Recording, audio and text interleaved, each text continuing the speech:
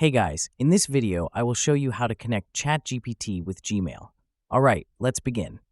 First, open your Gmail account as you normally would. On the right side of your screen, you will see a side panel with several icons. Click on the plus icon. This is where you can add new functionalities to Gmail, including ChatGPT integration. Once you click the plus icon, a search bar will appear at the top. Type GPT into the search bar to quickly find the ChatGPT integration. When it appears in the results, click on the Install button to start the integration process. After installation begins, you may be asked to grant permissions. Allowing ChatGPT to access your Gmail is necessary for it to function properly. Always review the permissions, but this step is completely normal. Once the setup is complete, the ChatGPT icon will appear in your Gmail side panel. From here, you can start using it directly within your inbox. So that's basically how you can connect ChatGPT with Gmail.